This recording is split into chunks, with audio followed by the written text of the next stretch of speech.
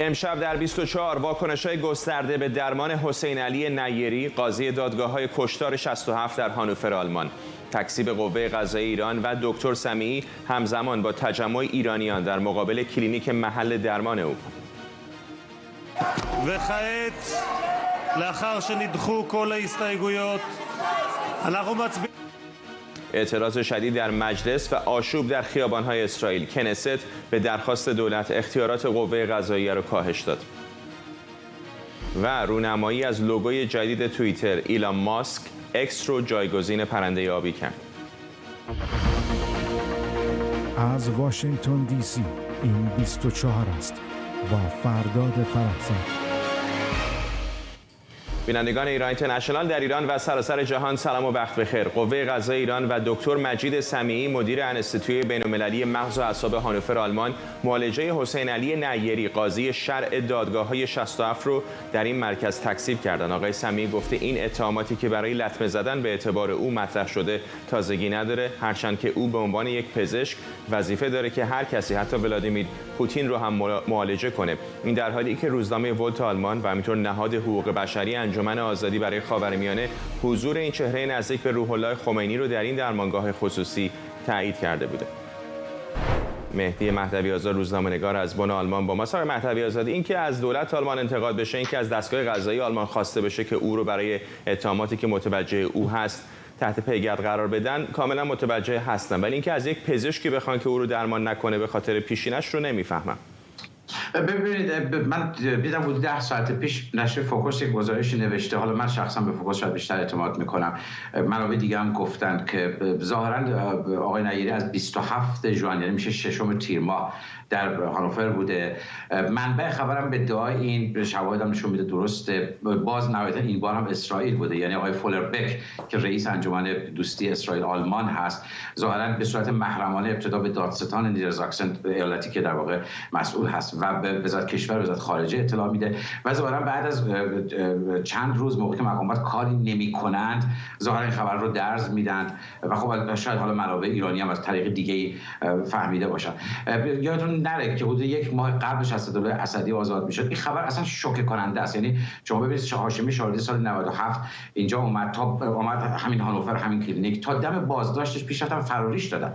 با اون سابقه و سابقه اسدالله اسدی و سابقه محاکمه یک آدم به نسبت مثلا حسین نیری دونپایه به خاطر اعدام‌های 67، با این سابقه اصلا حیرت آور سفر حسین علی نیری باور کنید غیر قابل باور بود. موقعی چنین اتفاقی میفته اون موقع شما باید دیگه ذهنتون رو باز کنید، یعنی اینکه پشت پرده خبرایی بوده، یعنی آزادی اسدالله اسدی شجاعت داده، یعنی منطقاً غیر ممکن هست دولت‌ها تو این زمینه صحبت نکرده باشن، یعنی منطقاً دولت آلمان داره تو این زمینه کمک میکنه. اون موقع تو این چارچوب راستش بخواید اگر از پزشکی مثلا بخوان، دکتر مجید سمیعی، پروفسور مجید سمیعی بخوان که شما در این فرایند نباشید، به نظر منطقیه. ضمن که یعنی حتی اگر اون بعد بود حقوق بشریش نادیده بگیرید، چون در بود حقوق بشری آقای سمیعی یعنی کی از دکتر سمیعی بخواد که در این روند نباشه؟ دولت آلمان. شهروندان میخوام بگم شما معالجه نکنید. شما نمیشه که آقای مهدوی پزشک مسئول هر کسی رو درمان بکنه، وسط جنگ باشه، با هیتلر هم بیارن بعد درمان بکنه.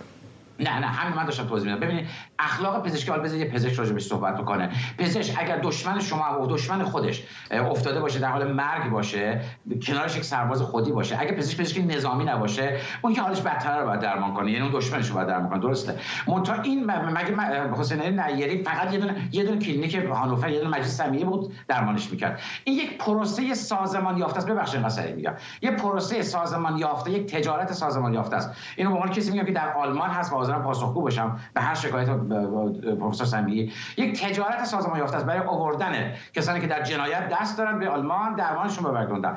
و جسارتا میخوام ادعا بکنم که اگر دولت آلمان از این ماجرا مطلع باشه، یک سیاست سازمان یافته هم هست. من دولت آلمان میفهمم. دولت آلمان یک دولت گشاده دست، مهربان در مقابل پناهندگان ایرانی، نه ایرانی، سوریا هم همچنین به پناهندگان کمک میکنه. خب جمهوری اسلامی فشار میاره، دولت آلمان میخواد نشون بده که آقا من نگاه کنم به جمهوری اسلامی، من بی‌طرفم، من این دولت این نگاه کلیشو میفهمم. منتها این تجارت سازمان یافته، این ساختار سازمان یافته چیزی که حتما باید باش برخورد بشه و تو این زمینه من فکر میکنم با اینکه به اخلاق پزشکی معتقدم، به بی‌طرفی معتقدم، قبول دارم پزشک باید قاضی مرگ رو درمان کنه، نذاره بمیره، منتها میشه به نظرم باید از مجید سمیعی خواست که از این تجارت توسعه یا سازمان یافته ضد انسانی پاشو بکشه بیرون. حالا حرفای زد و نقیض هم زیاد از خود دکتر سمیعی اصلا حضور ایشون رو تکذیب کرده. منابع به ایران اینترنشنال گفتن که او رو از بیمارستان بیرون بردن، یعنی آقای نیری رو. همکارم احمد صمدی گزارش رو تهیه کرده. آقای مهدوی آزاد اجازه بدید اون گزارش رو ببینیم، دوباره برمیگردیم. همچنان ما تا زمانی که اظهار نظرهای رسمی از سوی مقامات رسمی آلمان رو هم دریافت نکنیم نمیتونیم به طور قطعی بگیم که چنین اتفاقی نیفتاده و حسین علی نیری اینجا نبوده، چرا که نهادها و افرادی که و همچنین رسانه هایی که این موضوع رو مطرح میکنن مدعی هستن که ادله و اسنادی رو دارن که ثابت میکنه که حسین علی نیری اینجا بوده. حتی اعلام شده که وقتی او بستری شده تاریخ تولد او 17 ژوئن 1957 نوشته شده بود که در کنار تخت او و اینها در کنار این قرار میدیم که روزنامه دیولت در آخرین مقاله‌ای که می‌نویسه از طریق سردبیرش اعلام میکنه که روز جمعه 2 دستگاه خودرو متعلق به سفارت جمهوری اسلامی در پارکینگ همین مرکز دیده شده و خب حتی اشاره شده به این که برخی از منابع گفتن که پنجشنبه هم حسین علی نیری در این مرکز در واقع درمان شده و اینها رو میذاریم در کنار صحبت‌هایی که برخی از مقامات سیاسی آلمان مطرح کردن، از جمله خانم رناتا آلت که در واقع از اعضای پارلمان فدرال آلمان هست، از حزب لیبرال‌های آزاد و تاکید کرده که این خبر یک نوع رسوایی و یک شرمساری هست برای آلمان، چرا که یک کسی که در واقع در اعدام‌های دست جمعی دست داشته و مشارکت داشته اینجا داره درمان میشه و شخصی به نام جمشید شارمح که اهل همین شهر هانوفر است در ایران تحت حکم اعدام قرار داره. مهدی مهدوی آزاد روزنامه‌نگار همچنان از بن آلمان با ماست. آقای مهدوی آزاد، اگر آقای نیری واقعا به این کلینیک رفته باشه که شواهدی وجود داره که به نظر میاد اینطور بوده، بعید میدونم که بدون هماهنگی امنیتی با آلمانی‌ها باشه برای گرفتن دست کم یک اطمینان هایی که مسئولیتی خواهد داشت در طی اقامتش در آلمان. دقیقا مسئله همینه. ببینید بیانیه‌ای که دولت آلمان داده میگه که ما به خاطر حفاظت از داده‌های شخصی نمیتونیم اظهار نظر کنیم. داده‌های شخصی، حفاظت از داده‌های شخصی با آلمان میگن داتا شوتس. این یکی از مهمترین موضوعات هست در سیاست و امنیت و حقوق در آلمان. ببینید من میفهمم این هست، موقعی که اصلا دولت آلمان میگه به خاطر داده‌های شخصی ما نمیتونیم اظهار نظر کنیم، این یعنی غیر مستقیم داره تایید میکنه که این سفر اتفاق افتاده. حالا ممکن هست ویزاش آلمان نداده باشه، ویزا از کشور دیگری گرفته باشن و او اومده باشه آلمان. این مسئله اتفاقا مهم هست که باید روشن بشه، چون احتمال جدی وجود داره که اون مثلا ویزاش رو از یک کشور اتحادیه اروپا گرفته باشه و خب اگر اینطوری باشه اون موقع خب دولت آلمان مسئولیت نداره، طبیعتا نمیتونستن برخورد کنه. توی گزارش اولی هم که آمده بود این بودش که در واقع رئیس انجمن دوستی اسرائیل آلمان فولربک نه تنها به مقامات قضایی نیدرزاکسن بلکه به مقامات وزارت کشور وزارت خارجه هم اطلاع داده.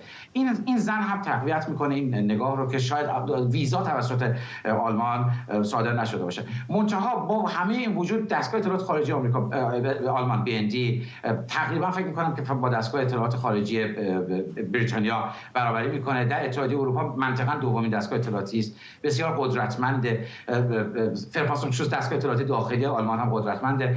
منطقاً سخته برای من باور کنم که دولت آلمان مطلع نبوده. حتی اگر مطلع نبوده از بعد از نامه‌ای که فولربک نوشته قطعا مطلع بودن، واکنششون ندادن. برای من اینطور میفهمم که میتونه بخش سیاست اروپایی باشه برای کاهش تنش، بخشش میتونه سیاست اروپایی باشه برای نشون دادن که واقعا در دفاع از حقوق بشر دبل استاندارد نداره، به یک روحانی جمهوری اسلامی هم پناه میده، همچنان که فرانسه به رولای خمینی داد، به مخالفین جمهوری اسلامی هم پناه میده. منتها بخشش حتما عرض میکنم یک بخشش سیاست سازمان یافته است که از یک طرف به اقتصاد میرسه، از یک طرف در واقع به سیاست مماشات با روحانیون، سیاست همکاری با روحانیون و البته منافع امنیتی و اقتصادی که میتونه برای اروپا داشته باشه. آقای مهدوی آزاد، فارغ از اینکه حالا روادیدش رو از کدام یک از کشورهای حوزه شنگن گرفته باشه، بالاخره در خاک آلمان بوده. تجربه ما هم نشون داده که دستگاه قضایی آلمان مستقل عمل کرده از دولت این کشور، نمونهش پرونده میکونوس. چقدر فکر میکنید که این شانس وجود داشته یا اگر هنوز در خاک آلمان هست وجود داره که دادستان‌ها یا شاکیان خصوصی بخوان دنبال او برن و سعی بکنن که او رو بازداشت کنن؟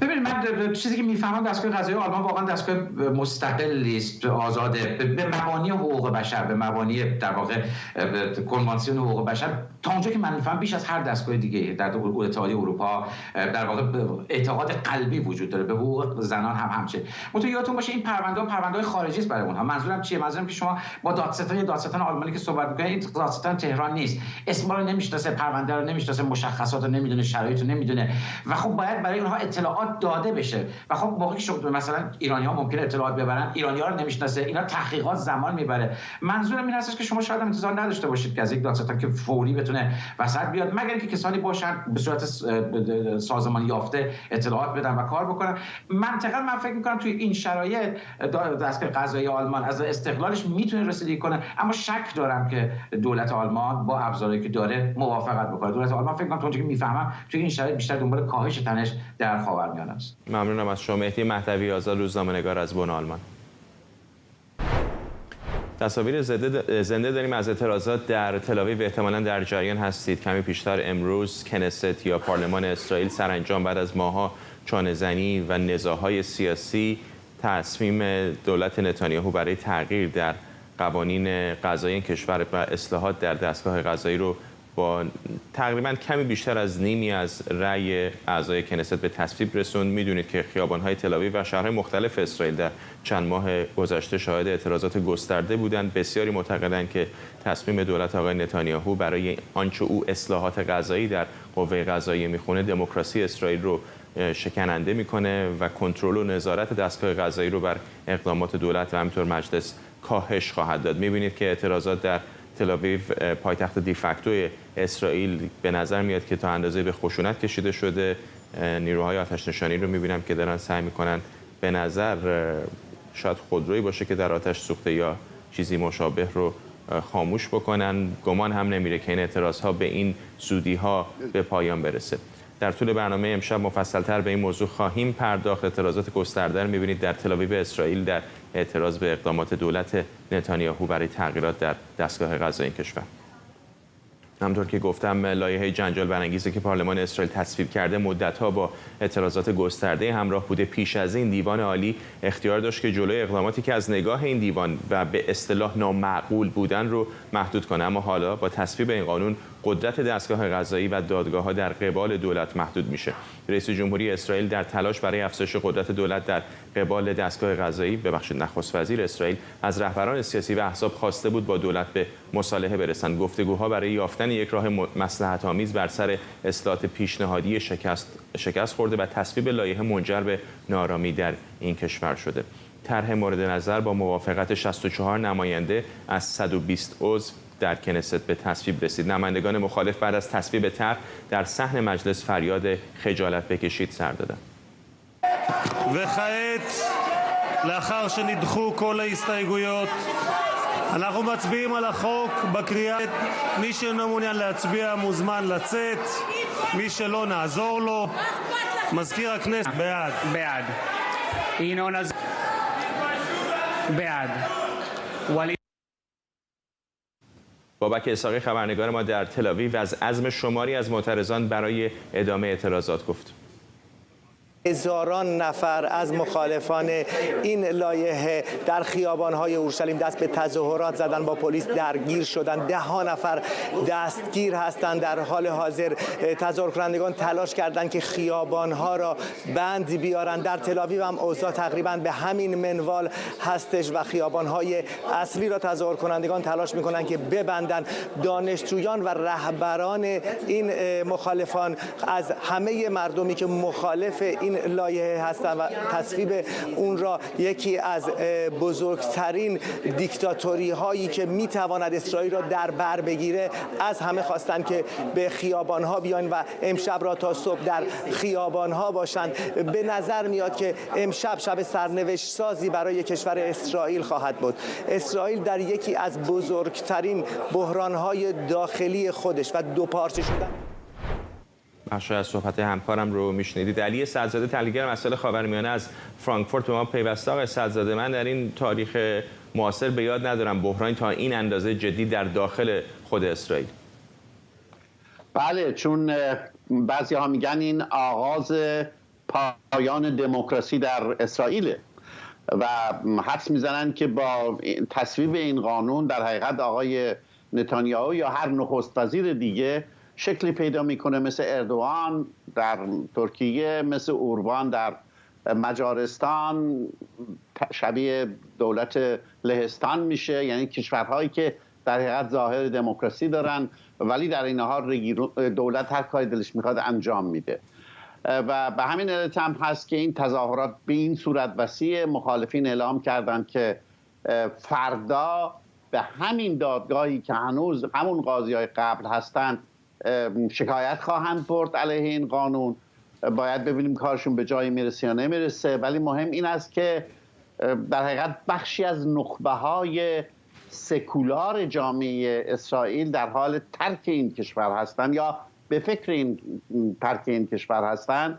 از طرف دیگه خیلی خیلی مهم هست، حدود 10,000 افسر ذخیره اعلام کردند که با این تصویب چنین قانونی دیگر حاضر نیستند به عنوان افسر ذخیره در خدمت ارتش باشند و افسران ذخیره در فعالیت‌های نظامی اسرائیل یک نقش بسیار بزرگی دارند. ولی علیرغم همه اینا، مثل این که نتانیاهو اونقدر به قدرت علاقه‌مند هست، چون در حقیقت این پروژه رو مؤتلفین نتانیاهو، یعنی احزاب دست راستی اصولگرای مذهبی راه انداختن و تهدید کردن نتانیاهو رو که اگر دست به یک سازشی با مخالفین بزنی ما دولت رو ترک میکنیم. ترک دولت توسط این احزاب کوچک باعث از هم پاشیدن دولت و از دست رفتن قدرت نتانیاهو میشه.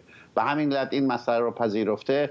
بعضی میگن نتانیاهو در تبدیل به یک کشور اسرائیل رو در تبدیل به یک کشور غیر دموکراتیک میکنه. همین امروز من از یک روشنفکر یهودی که در آلمان هست شنیدم که اسرائیل داره کم کم شبیه همسایگان عربش میشه. آقای سرزاده، همین الان هم انتقادات حقوق بشری زیادی متوجه اسرائیل هست، طبیعتاً به خاطر اتحادی که با اروپایی‌ها و به خصوص ایالات متحده داره. خیلی از موارد نقض حقوق بشر تا اندازه زیادی شش‌پوشی میشه، مثل موارد نقض حقوق شهروندان عربش در این کشور، مثل اینکه عملاً کنترل سرزمین‌های فلسطینی رو در دست داره، مثل تبعیضی که علیه فلسطینی‌ها برقرار میشه، مثل غصب بخشی از سرزمین‌های فلسطینی که بر اساس قوانین بین‌المللی نقض قوانین جهانی هست. اما در نهایت بالاخره همیشه این نکته رو همه برش تاکید داشتن رو دارن که این تنها دموکراسی پویای خاورمیانه است. اگر این رو هم از دست بده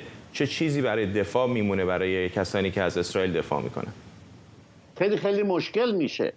مشکل به این دلیل میشه که دیگه هیچ مرجعی هم وجود نداره که شما بتونید به تصمیمات دولت یا به تصمیمات پارلمان شکایت بکنید. شما در کشور آمریکا یک مجلس دومی دارید. در همه دموکراسی ها معمولا یک مجلس دومی هست، سنا، و در این مجلس دوم علاوه بر قانون دادگاه عالی قانون اساسی، این مجلس دوم در حقیقت مقداری حافظ دموکراسی هست و میتواند مسببات مجلس اول رو رد بکنه.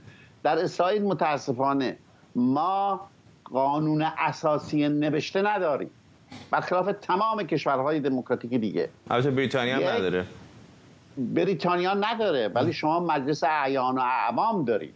در مجلس اعوام یه چیز تصویب میشه، مجلس اعیان رد میکنه. نکته جالب اشاره کردم، میدونم که کم از بحثمون دور میشه، ولی در بریتانیا هم میدونید مجلس اعیان آنقدر واقعا نفوذی نداره. 2009 به این ور یک دیوان عالی هم در بریتانیا تأسیس شد، چیزی شبیه به دیوان عالی ایالات متحده، که دیگه تقریبا اون نقش سنتی مجلس اعیان رو از اونها گرفته. واقعا مثل ایالات متحده نیستش که سنا و مجلس نمایندگان دو تا رکن جدا باشن. ولی از این بگذریم، اسرائیل هم مثل بریتانیا یک دموکراسی پارلمانی هست. چقدر این به نظرتون منجر میشه به بحران‌های این چنینی؟ چون دستگاه مقننه در عملا بخشی از دستگاه مقننه دستگاه مجری هم هست. کاملا درسته. بنابراین من فکر میکنم که اگر به انتخابات آینده برسه، این دولت و طرفداران این دولت اکثریت رو از دست خواهند داد. همین الان خبرگزاری ها میگن که بر اساس آمارگیری در حدود 60% مردم مخالف این داستان هستند. ولی در این حال مشکل هست که به هر حال جلوی این نیروهای اصولگرا و دست راستی به این صورت ایستاد. اینها هر روز دارن نفوذشون رو بیشتر میکنن و جالب این هست که تعداد جمعیت اینها هم داره افزایش پیدا میکنه. یعنی هیچ گونه محدودیتی در زاد و ولد ندارن، برعکس محدودیت زاد و ولد غیر قانونیه و در این حال از تمام امکانات دولت هم برخوردارن، بدون اینکه مثلا فرض کنید پسرانشون به سربازی برن، چون سربازی هم نمیرن و فقط کسانی هستند که از به اصطلاح خیریه ها و منافع و مزایای دولت استفاده میکنن بدون اینکه کار عجیبی برای دولت انجام بدن. بنابراین خیلی از مفسرین اسرائیلی حتی امروز در روزنامه هارس من خوندم اسرائیل داره خصلت دموکراتیک همیشه این چنین بوده که گویا دموکراتیک و یهودی بودن همراه با هم بوده و مفسر اسرائیل هارتز امروز نوشته که این خصلت دموکراتیک داره رفته از بین میره. این به همین علت است که نگرانی جامعه جهانی رو هم به وجود آورده و یه مسئله دیگه هست. این دادگاه عالی جایی بود که اقلیت‌ها میتونستن بهش پناه ببرن، شکایت بکنن، از جمله فلسطینی ها. ولی از اونجایی که این دست راستی ها برنامه‌های دیگری دارن، به خصوص این کسانی که به اصطلاح این اراضی رو اشغال کردن و اونجا خانه ساختن، اینها تصمیم دارن که جلو برن در برنامه هاشون و جلوی فلسطینی ها هم از جمله بگیرن که به دادگاه عالی نتونن مراجعه کنن. نه تنها این فلسطینی ها بلکه اقلیت های دیگری مثل فرض کنید هم جنسگرایان و غیره که اینها این اصولگرایان خیلی باشون مخالف هستند. آقای سعدزاده، هزینه سیاسی زیادی داده آقای نتانیاهو تا اینجای کارم. الان تصاویر زنده رو از خیابون‌های تل‌آویو داریم می‌بینیم. هفته‌های پیش هم البته شلوغ بود ولی الان تا چشم کار میکنه جمعیت معترضان رو داریم می‌بینیم. بعضیشون به همجنسگرایان اشاره کردید، پرچم‌های رنگین کمانی همجنسگرایان رو در دست دارن. این در داخل اسرائیل. در خارج از اسرائیل می‌دونیم که دولت ایالات متحده آمریکا هم چقدر داره فشار میاره. حتی تا همین اواخر حاضر نبود آقای بایدن ملاقات بکنه با نخست وزیر اسرائیل. چرا به نظرتون آقای نتانیاهو حاضر این چنین هزینه سنگینی رو هم در داخل و هم در خارج بپردازه؟ کسانی که آقای نتانیاهو رو میشناسن، کسانی که در یکی دو سه تا بیوگرافی دربارش نوشته شده، میگن مرد قدرت پرستی است. بسیار مرد قدرت و حاضر است برای قدرت دست به هر کاری بزنه. این یک. دوم این که همونطور که میدونید علیه خود شخص نتانیاهو دادگاه‌هایی در کار بوده به خاطر فساد و به خاطر اینکه نمیخواد جلوی دادگاه حاضر بشه، در عملاً داره قدرت دستگاه قضایی اسرائیل رو از بین میبره و این سرنوشت به هر حال هر کشوری است که مثل کشور اسرائیل که به یک به اصطلاح قدرت پرستی مقام اصلی رو در کشور در دست بگیره و این نتانیاهو به هر حال بیش از همه نخست وزیرای از زمان تأسیس اسرائیل در این کشور حکومت کرده و مثل اینکه تصمیم داره اصلا چهره اسرائیل رو عوض بکنه و تا حدودی موفق هم شده. با اینکه خود نتانیاهو براش از نظر نظری چندان مهم نیست، یعنی اونجوری مثل اصولگراها و اون دست راستی ها، بعضی میگن فاشیست هایی که باش همکاری میکنن نیست. اونها نظر دارن، اونها ایده دارن، اونها به اصطلاح ماورای طبیعی فکر میکنن و میخوان یک دولت کاملا یهودی درست کنن با قوانین یهودی الهی. اینا نظرهای خود نتانیاهو نیست، ولی نتانیاهو از اونجایی که به قدرت چسبیده و به این حکومت ائتلافی وابسته هست، به این احزاب کوچک دست به چنین کارهایی زده که سرنوشت اسرائیل رو تعیین داره میکنه. امروز ما روز تاریخی داریم در اسرائیل میبینیم. ممنونم از شما علی سعدزاده، تحلیلگر مسائل خاورمیانه از فرانکفورت. رئیس مجلس ایران از مطرح شدن پرونده مدیر کل برکنار شده ارشاد گیلان در شورای عالی امنیت ملی خبر داده. محمد قالیباف گفته در جلسه شورای عالی امنیت ملی درباره افشاگری‌های به گفته او خلاف شرع و قانون تذکر داده و البته تاکید کرده که افشا کردن این مسائل در صورت اثبات نیازمند حکم قاضیه.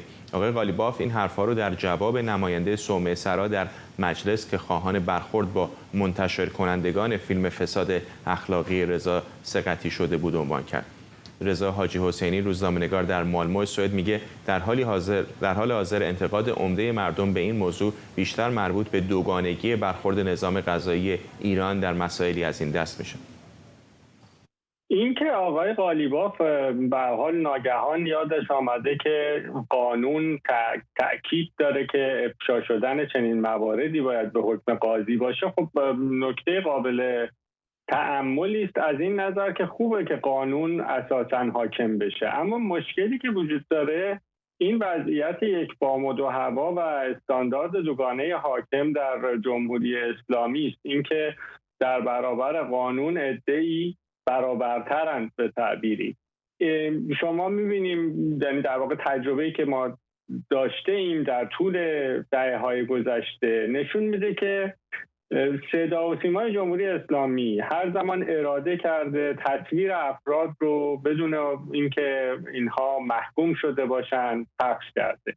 ما شاهد هستیم که اعترافات اجباری به وفور پخش میشه. هیچ مشکلی هم از نظر آقای قالیباف و دیگر نمایندگان مجلس و مقام‌های جمهوری اسلامی وجود نداره. بارها و بارها تصاویر افراد، تصاویری از در واقع محافل خصوصی اونها به قصد بدنام کردن پخش شده، باز اعتراضی نشده. خب سوال اینجا برای افکار عمومی به وجود میاد که چرا وقتی که نوبت به نوعی به خودی ها میرسه انقدر حساسیت نسبت به رعایت قانون بالا میره و بعد وقتی که کسانی هستند که خط و ربط سیاسی دیگری دارند یا تلاش میشه که اونها به نوعی در مزان اتهام قرار بگیرند، این قانون رو میشه زیر پا گذاشت. به هر حال این دوگانگی مسئله جدی است و یک مسئله که به هر حال رایج بوده است در طول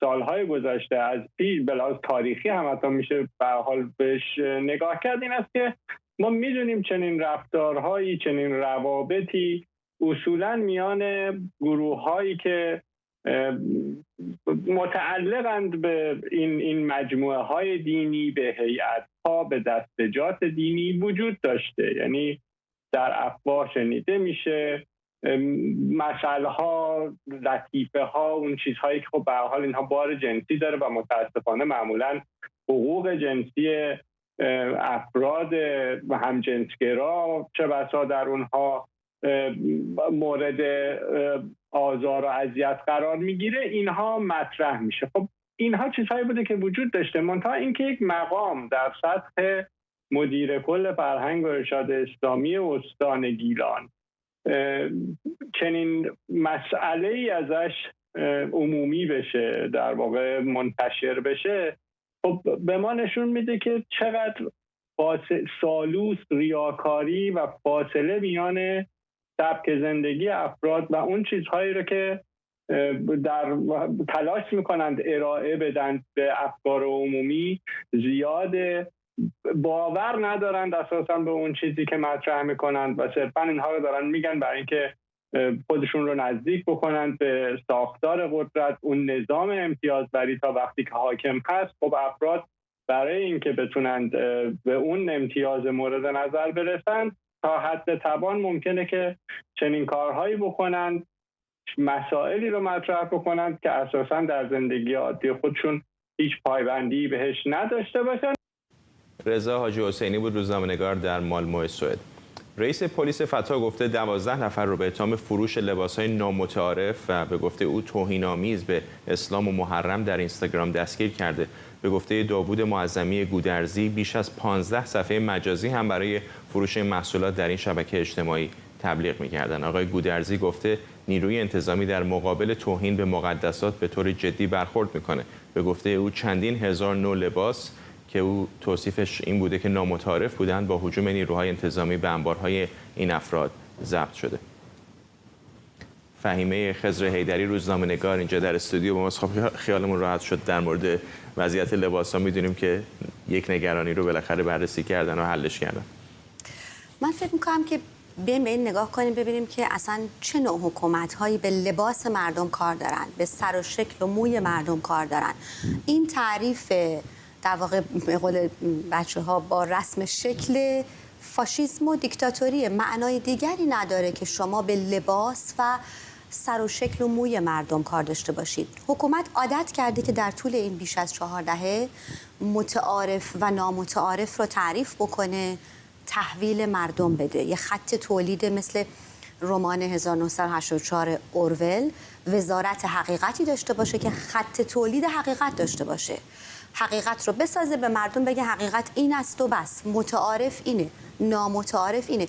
متعارف و نامتعارف رو جوامع تعیین میکنن و به حکومت میدن. تازه جوامع هم نمیتونن در مورد همه چیز متعارف و نامتعارف تعیین بکنن. تازه نامتعارف به معنی غیرقانونی نیست که خیلی ممکن لباس نامتعارف بپوشن که من و شما نپوشیم، ولی خب بالاخره حق طبیعیشونه. حق طبیعی انتخاب پوشش و لباس برای همه شهروندان در همه جای دنیاست. یعنی اینکه حکومت میدونیم به نظر من میاد که حکومت بی اندازه نگران هرچه بی‌شباهت تر شدن شهروندان با خودشه.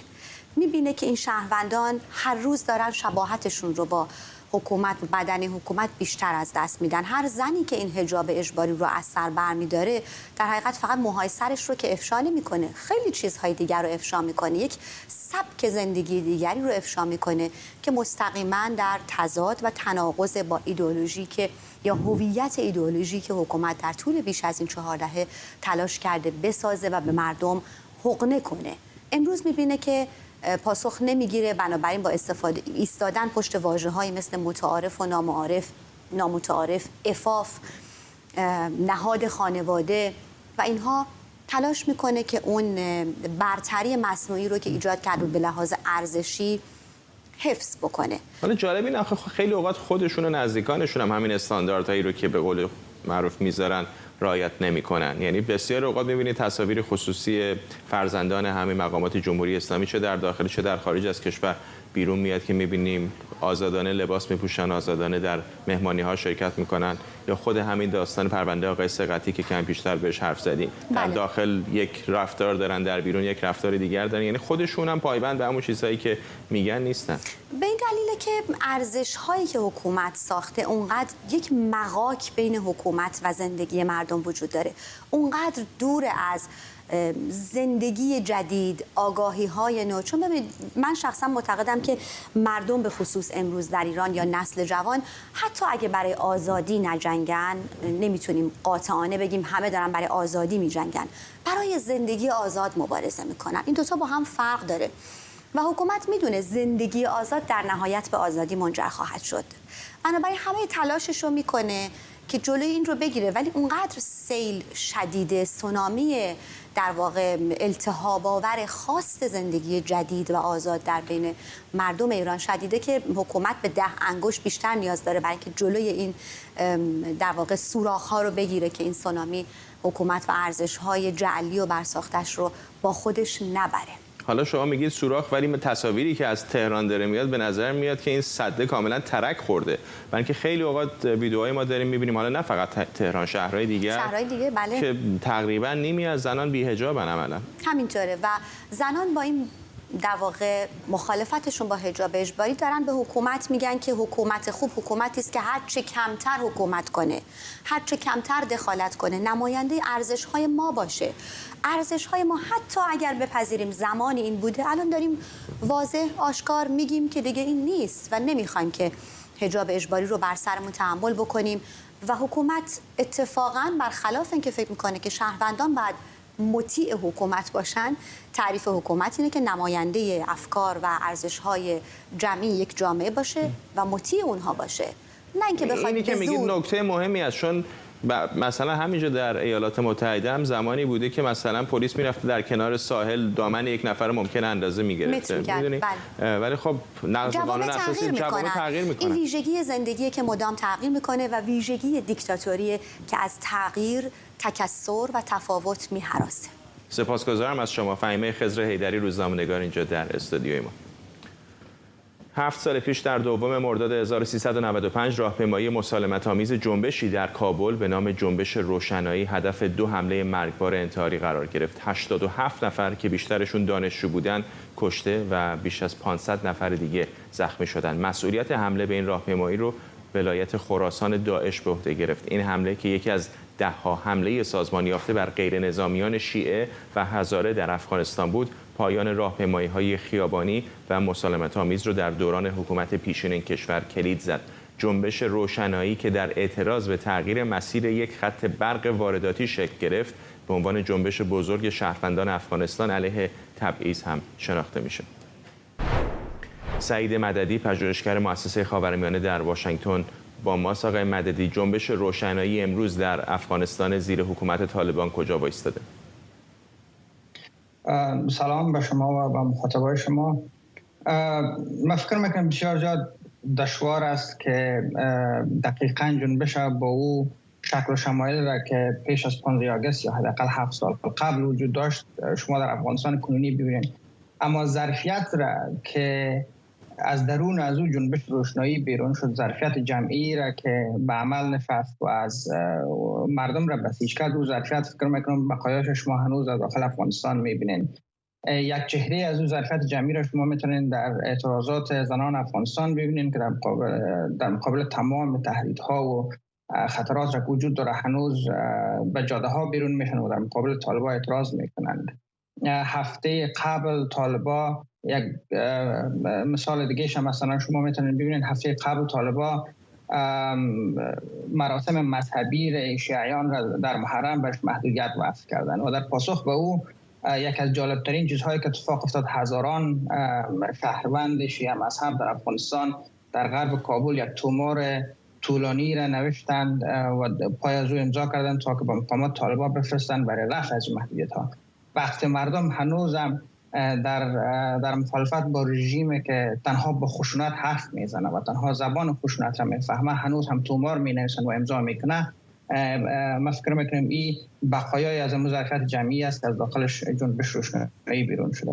نکته مهمی اشاره کردید، چون به گمانم الان اتفاقا جنبش‌ها و اقدامات مدنی که شهروندان میکنن به خصوص زنان حتی میشه به شکلی گفت با ارزش‌تر از دوران قبلی، برای اینکه تحت شرایط بسیار خطرناکی اقدامات این چنینی میکنن. من فکر میکنم کاملا دقیق است. آنچه را که امروز اتفاق میفته در مقایسه با فضایی را که 2 سال قبل یا 3 سال قبل یا 5 سال قبل شهروندان افغانستان بهش دسترسی داشتن برای اعتراض، برای از اینکه از مقامات حکومتی خود حساب بخواین، فضای به مراتب بسته‌تر و با خطرات بیشتر است. اما با وجود از او تعداد بلند میشن مخصوصا زنان در افغانستان و اعتراض میکنن و چیزی که در خور توجه است در این اعتراضات کنونی است که اکثر مجموعه هایی که دست به اعتراض میزنن زنهای خیلی بومی افغانستان هستند. برای اینکه شما در 20 سال آخر یک روایت که خیلی ها بهش پرداختنی بود که گویا تفاوت بین دیدگاه و سبک زندگی شهرنشینان در افغانستان و روستانشینان در افغانستان است. تفاوت بین دیدگاه و سبک زندگی کسانی که با دنیای بیرون از افغانستان رابطه دارند و با زبانهای خارجی حرف میزنند و سفر میکنند، یک تفاوت دیدگاه و سبک زندگی وجود داره میان از نوع و جامعه اصلی افغانستان و اکثریت افغانستان، در حالی که کسانی که امروز اعتراض میکنن تمام زنای هست که نمیتونن از افغانستان بیرون شوند، با زبانهای خارجی صحبت نمیکنن، در خارج از افغانستان درس نخوندن، خانواده هایشون بیرون از افغانستان زندگی نمیکنن، اما هنوز هم با آزادی و ارزش‌هایی که بر زندگیشان معنا میده، برای اینکه فرزندشان مکتب بره، برای اینکه خودشان فرصت داشته باشن کار بکنه و در زندگی جمعی سهم بگیره و به عنوان یک انسان مورد احترام قرار بگیره، اینا اعتراض میکنن. سپاسگزارم از شما. سعید مددی، پژوهشگر مؤسسه خاورمیانه در واشنگتن. اما اینجا در آمریکا نشریه نیویورک پست نوشته هانتر بایدن برای تحت تاثیر قرار دادن بعضی از شرکای خارجیش به جو بایدن زنگ می‌زده و صدای جو بایدن رو روی بلندگوی تلفن قرار میداده. نیویورک پست این ادعا رو از قول یکی از دوستان سابق هانتر مطرح کرده که میگه بارها شاهد زنگ زدن هانتر به پدرش در زمان تصدی پست معاونت ریاست جمهوری بوده.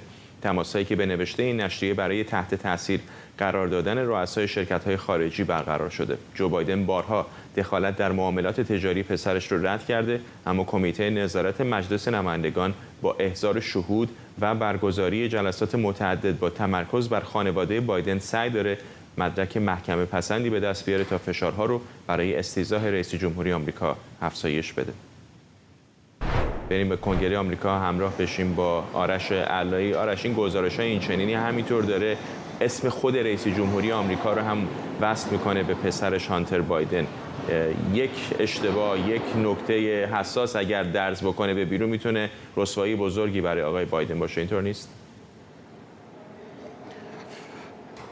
ببین امروز از این داستانی که شما گفتید شروع کنیم. اینکه کاخ سفید میگوید که آقای جو بایدن دخالتی در بیزنس‌های پسرش نداشته، در معاملاتی که پسرش با شرکت‌های خارجی انجام میداده است، از جمله شرکت بوریسما، شرکت نفتی اوکراینی، دخالت نداشته است. خب این یه مقدار متفاوت است با صحبت‌های آقای جو بایدن تا امروز، به خاطر اینکه جو بایدن تا امروز میگفت هیچ دانشی در مورد تبادلات تجاری که پسرش داره، معاملاتی که انجام میده نداشته است.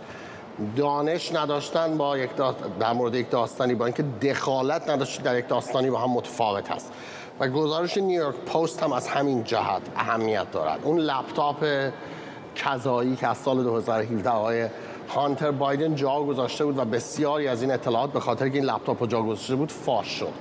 اپلیکیشن هایی بوده است روی این لپتاپ فرداد، مثل اپلیکیشن مپس که در تمام مدت باز بوده است در حالی که آقای هانتر بایدن از این استفاده می‌کرد. و الان نیویورک پست با رد همین اپلیکیشن نگاه میکنه ببینه تاریخ اون روزهایی که تکست مسیج داده است هانتر بایدن کجا بوده. در بعضی از این روزهایی که آقای هانتر بایدن در حال رد و بدل کردن تکست مسیج هایی با رئیس شرکت بوریسما بوده است یا با رئیس شرکت چینی دیگر که از اونم 10 میلیون دلار گرفته است و گفته است در حالی که کنار بیگیگای نشسته داره این حرفا رو میزنه بدون که اشاره کنه پدرش در اون تکست مسیج ها. نیویورک پست از گذاشتن اون تاریخ اون تکست مسیج کنار همون تاریخ در اپلیکیشن مپس نگاه کرده و دیده بعضی از این روزها آقای هانتر بایدن توی خونه جو بایدن بوده است. در حالی که این تکست مسیج ها رو میذاره و میگفته من کنار بیگای هستم، بر اساس اون چیزی که از کنار گذاشتن این دو اپ به نظر میاد این است که این بیگای به نظر میاد آقای جو بایدن هست. و همین هم پاسخ کاخ سفید به نیویورک پست رو میبرد زیر سوال، به خاطر اینکه تا حالا آقای بایدن بارها و بارها جلوی تلویزیون گفته است اطلاعاتی نداشته در مورد مبادلات تجاری پدرش. اما این گزارش که میگوید هانتر بایدن در موقعی که جلوی بعضی از این شرکت‌ها بوده برای که اونها رو تحت تاثیر قرار بده زنگ میذاره، پدرش میذاشتش روی اسپیکر و اونجا باش صحبت میکرده، این قضیه رو رد میکند و دفتر حقوقی کاخ سفید با این جمله که آقای بایدن دخالت نداشته است در مبادلات و معاملات تجاری پدرش، به نظر میاد سعی کرده یه خورده زاویه بگیره از صحبت‌های قبلی که تا حالا داشته. ممنونم از آرش علایی، همکارم از کنگره آمریکا. اگر کاربر توییترید احتمالاً تا حالا متوجه شدید ایلان ماسک و لیندا یاکارینو مدیرعامل این شبکه اجتماعی از لوگوی جدید این پلتفرم رونمایی کردند. حرف انگلیسی X جایگزین پرنده آشنای آبی معروف توییتر شده. آقای ماسک پیش از خریداری شرکت توییتر پاییز پارسال در ازای 44 میلیارد دلار گفته بود این خرید او رو به هدفش برای ایجاد اپی که به گفته او همه کار است به نام X نزدیکتر میکنه. برندینگ جدید توییتر اما با موجی از انتقاد هم همراه بوده. بعضی ناظران معتقدند این تغییر بخشی از برنامه ماسک برای از میان برداشتن پلتفرمی به نام توییتر و ساختن پلتفرمی بزرگتره. این چند ماه اخیر برای توییتر ماهای شلوغی بوده، اما فکر نمی کنم برند جدید بتونه همه مشکلات رو حل کنه. ایلان ماسک مالک توییتر و مدیرعامل جدیدش لیندا یاکارینو هر دو از راه اندازی ویژگی صوتی، امکان پرداخت آنلاین و اتصال بیشتر در این پلتفرم در آینده نزدیک صحبت کردند. به نظر من این تغییر جدید نه با هدف بازسازی پلتفرمی به نام توییتر، بلکه بیشتر برای ساختن برندی جدید با محوریت امپراتوری فعلی ایلان ماسک یعنی اسپیس ایکسه که میدونیم حرف ایکس رو تو خودش داره. این تغییر حرکتیه به سمت کنار گذاشتن پلتفرمی که به نام توییتر میشناسیم و تلاشیه برای ساختن پلتفرمی بزرگتر با محوریت اسپیس ایکس.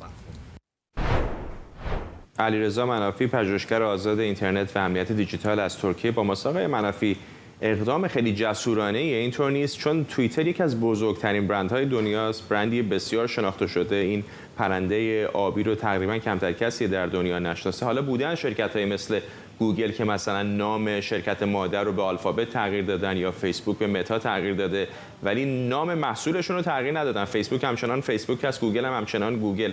چطور می‌بینید اقدام آقای ماسک رو؟ درود بر شما. بله خب ایلان ماسک قبل از اینکه خریداری کنه توییتر رو هم گفته بود که برنامه‌ای داره که یک اپلیکیشن همه کاره تولید کنه و گفته بود که بین 3 تا 5 سال برای این کار زمان لازم داره و چند مدت پیش هم که اسم شرکت اصلی رو به ایکس کورپوریت عوض کرد. اینها نشون میده که برنامه‌هایی داشته که این کار رو انجام بده.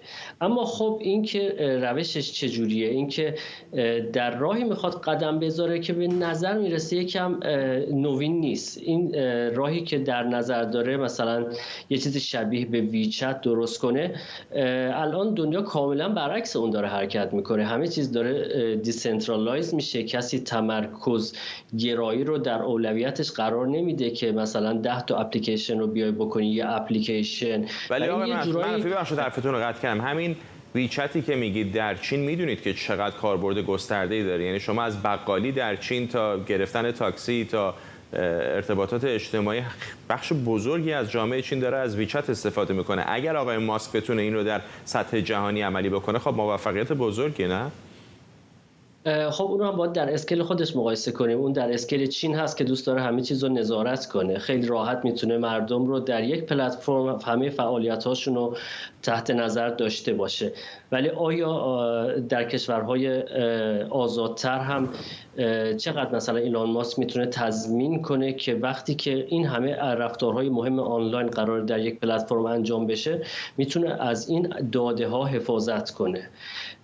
و خب نکته مهمتر از اون هم اینه که این کار رو ایلان ماسک میخواد با برند خودش انجام بده. دوست نداره که یه موقع مثلا اسمی از توییتر در میان باشه و اگر قراره که جامی رو برندشه به اسم برند خودش باشه. این برند اینقدر براش عزیز هست که سال 99 یک سیستم پرداختی رو اندازی کرد و سال 2017 فکر میکنم که از اون سیستم میخواست بیاد بیرون، x.com رو گرفت، گفت من وابستگی عاطفی به این آدرس دارم و بعد از اون بود که x.com شد پیپل.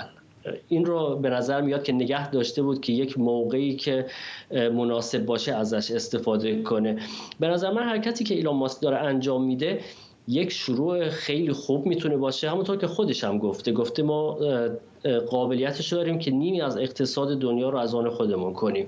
اما از طرف دیگه هم کار خب بسیار بزرگیه، بسیار نیمی از اقتصاد دنیا یا نیمی از اقتصاد آنلاین رو؟ نیمی از اقتصاد دنیا رو گفته بوده فکر میکنم همین امروز. اسمی از آنلاین فکر نمیکنم آورده باشه، شاید هم من اشتباه کنم. و خب حرکت بسیار بزرگیه و در عین حال حرکتیه که الان دنیا کامل به سمت مخالف داره میره. کسی به دنبال این نیست که تمرکزگرایی رو در اولویت کارهای خودش قرار بده و برعکس جای مثلا همین مستودون، حتی همین پلتفرم جدید اینستاگرام، پلتفرم جدید متا ترید، دارن به دنبال این هستن که دیسنترالایز کنن که کاربرها اتفاقا برعکس این که همه چیز توی یک اپلیکیشن باشه بتونن از اپلیکیشن خودشون به اپلیکیشن های دیگه هم ارتباط برقرار کنن. ممنونم از شما. علیرضا منافی، پژوهشگر آزاد اینترنت و امنیت دیجیتال از ترکیه. سام آلتمن، مدیرعامل شرکت اوپن ای آی، از راه اندازی پروژه رمزارز جدیدی به نام ورد کوین خبر داده. به گزارش رویترز، شرکتی به نام تولز فور هیومانیتی متعلق به سام آلتمن و الکس بلانیا پشت این پروژه قرار دارن. رویترز میگه محصول اصلی این پروژه یک شناسه جهانیه که ثابت میکنه دارنده اون انسان و بات مجهز به هوش مصنوعی نیست. برای دریافت این شناسه هم از انعبیه چشم افراد به صورت حضوری و با استفاده از یک گوی نقره‌ای به اندازه توپ بولینگ اسکن گرفته میشه. حجت فدایی متخصص امنیت اینترنت و شبکه از ونکوور با ماست. آقای فدایی، من نمیدونم چرا ظاهرش خیلی جالب به نظر نمیرسه که از عنبی چشمون بخوان عکس بگیرن و بعد حریم خصوصیمون هم حفظ بشه. اگر خاطرتون باشه در چند جلسه قبل سوالی از من کردید، گفتید که چطور میشه مکانیزمی درست کرد که دیپ فیک رو تشخیص بده از شخص حقیقی به فردا سوء استفاده از AI نشه. این سوالیه که در سالهای قبل هم سناتورهای آمریکایی از خود سم آلتمن کردن، گفتن تو داری میری به این سمت. سم آلتمن بسیار انسان باهوشیه، اون هم اومد برای جواب این سوال اورب رو طراحی کرد و گفت من میام طراحی میکنم پلتفرمی رو که بتونه انسانوار بودن شخص رو در یک گلوبال سیستمی تایید کنه و نشون بده که این یک انسانه. فعلا اومده حرف از پرداخت میزن، یعنی میگه در سامانه ها و پلتفرم‌های پرداخت کردن مالی ما از این میتونیم استفاده کنیم تا مطمئن باشیم شخص پرداخت کننده یک انسان هست بدون اینکه هویت شخص افشا بشه. این یک که هیچ توضیح نداده اگه ریورس انجینیرینگ صورت بگیره و هویت‌ها افشا بشه چی میشه. این یک ایرادش هست. دومی که آقای سم آلتمن در حقیقت در پنهان این قضیه داره خودش واکسن میسازه که بتونه منفعت بسیار بزرگتری از AI که ساخته ببره با این واکسنی که داره برای AI میسازه. امروزه منفعت مالی در داشتن اطلاعات. شما تصور کنید پلتفرمی داشته باشید که اطلاعات گلوبالی همه انسان‌ها را از طریق عنبیه چشمشون داشته باشه. کافیه برای هر عملی که میخواد انجام شه و وریفای بشه، شخص وریفای بشه که من انسان هستم، یک کوچکترین از 1/10 سنت حتی بگیرید در بیلیون ضربش کنید و کسانی نگرانی دارن از این قضیه همینه که این دیتایی که ایشون داره جمع میکنه و در یک پلتفرم قرار میده بسیار خطرناک است بودنش در یک دیتابیس و میشه از استفاده بسیار زیاد و مخربی هم کرد. همین چیزی که شما هم بهش اشاره کردید مقدار خنده دار. آقای آلتمن تا حدود زیادی برخلاف آقای ماسک حرفای جنجالی و تفرقه افکن کمتر زده. خیلی به نظر میاد که سعی کرده در میانه وایسته، طرفدار بعضی از نظارت‌های دولتی هم بوده. حالا این اقدامش اقدامی نسبتاً بحث برانگیز هست. خودش توجیهش چیه برای این پروژه؟ توجیه اصلیش اینه که من این اول بگم ما در فارسی مسئله جالب داریم میگیم از اون نترس که های و هوی داره، از اون بترس که سر به تو داره. آقای سم آلتمن این گونه است. سم آلتمن بسیار باهوشه، تقریبا یکی از نوابغه. توجیه اصلیش اینه که میگه من میخوام مطمئن بشم که فردا AI نمیتونه به عنوان انسان حقیقی خودش رو جا بده و سوء استفاده کنه. هر جایی وریفای کنم که این انسان هست، هر جایی، یعنی حتی چه در پلتفرم‌های پرداخت مالی چه در یک دیپ فیکی این سیستم رو تزریق کنم تو اون دیپ فیک. وقتی شما دارید رو موبایلتون یه ویدیو می‌بینید با کلیک کردن یک آیکون متوجه بشید که این دیپ فیک یا نه هیومن وریفای شده. این خیلی مهمه که این انسان هست، همون چیزی که شما از من سوال کردید در جلسه قبل. حالا ولی اصلی پشت این ماجرا به نظر بنده اینه که ایشون میخواد یک گلوبال.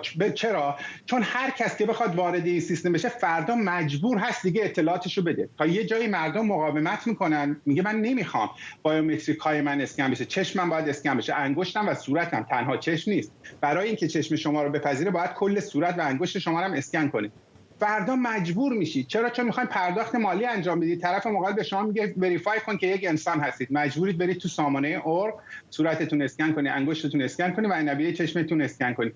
هیچ کس به شما ضمانت نمیده که فردا از این اطلاعات شما در این بلاک چین گسترده که از سوء استفاده نشه و اون وقت آقای سم آلتمن میشه تنها کسی که دیتابیسی رو داره که میتونه هر انسانی رو تایید کنه یا این انسان هست.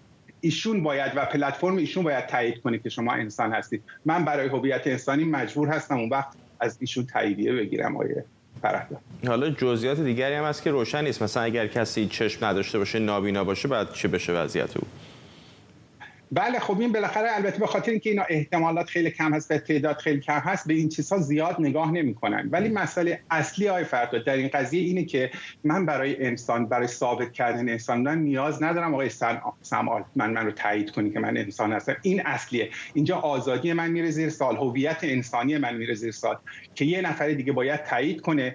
چون دنیا داره میره طرف آنلاین شدن، همین زندگی ما داره آنلاین میشه. فردا من آنلاین وابسته هستن به تایید. ولی آقای فدایی همین الان هم در سطح دولتی خیلی اوقات این اتفاق میفته دیگه. شما به بسیاری از کشورها میخواین سفر بکنین، از جمله همین ایالات متحده آمریکا، اتحادیه اروپا، بریتانیا، استرالیا، اثر انگشت دیجیتال ازتون میگیرن، بعضی جا عکس میگیرن از چشمتون. امارات متحده عربی بعضی فرودگاه‌های دیگر برای ورودی از عنبیه عکس میگیرن، شرکت‌های خصوصی چنین میکنن، فرودگاه‌ها، پلیس میدونیم در بسیاری از کشورها عکس‌های متعددی از افراد داره. منظورم این هستش که تا اندازه زیادی این حریم خصوصی رو ما همین الان هم از دست دادیم. ببینید اینها میان تصویری از جسم شما میگیرن، شما اونجا حضور دارید، تصویری از جسم شما میگن، تایید میکنن که شما این شخص هستید و به اجازه ورود به کشور رو به شما میدن. شما مختار هستید در این که به این کشور برید یا نرید، اگر خیلی حساس باشید نسبت به این قضیه. آقای آلتمن هم میگه شما مختار هستید وارد پلتفرم من بشید یا نشید. این روی قضیه است. اصل قضیه اینه که شما مجبور خواهید شد فردا اگر کمپانی‌های بزرگ هم بیان، بانک‌ها هم بیان این عرض رو بپذیرن، شما چاره‌ای نخواهید داشت. اگر این کار رو نکنید از دایره انسان بودن خارج میشید، چون داریم میریم به سمت فضای مجازی. ببینید تفاوت بین دنیای مجازی و دنیای حقیقی داره کم کم صفر میشه. اونجا مجبور میکنن شما رو، یک دیکتاتوری مطلقیه تقریبا به نظر من این قضیه. ممنونم از شما. حجت فدایی، متخصص امنیت اینترنت و شبکه از ونکوور. ممنون از شما که بخش اول برنامه 24 رو همراهی کردید. اجازه بدید همین برنامه رو با تصاویری زنده از اعتراضات در تل‌آویو در اسرائیل به پایان ببریم، با این توضیح که بخش دوم برنامه هم مفصل به موضوع اعتراضات در اسرائیل برای تصمیم دولت برای اصلاح در دستگاه قضایی می‌پردازیم.